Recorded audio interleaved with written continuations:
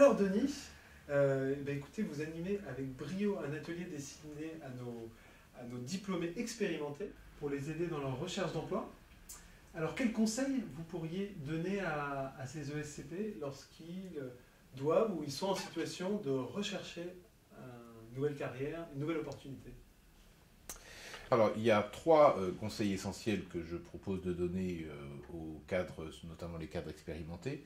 Le premier, c'est de bien affiner le projet en amont, mais ne pas avoir peur d'ailleurs d'en changer, parce que à 45 ou 50 ans, il n'est pas interdit de se dire qu'on peut faire autre chose que ce qu'on a fait pendant 20 ou 25 ans antérieurement. Donc, de prendre le temps de bien réfléchir sur les compétences et comment on peut les mettre au service d'un autre environnement, voire d'un autre secteur.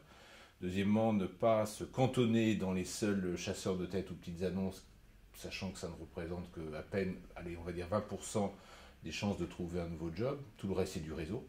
Et plus on sera précis en amont sur son projet, plus on saura activer son réseau avec efficacité.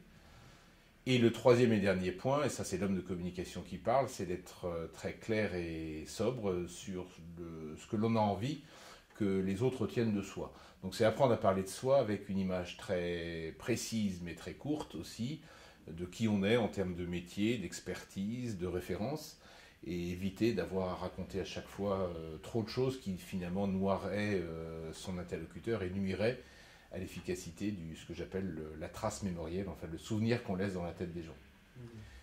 Donc un projet précis, une activation de réseau qui sache où on va, et puis une présentation de soi. Plus c'est sobre, plus c'est efficace.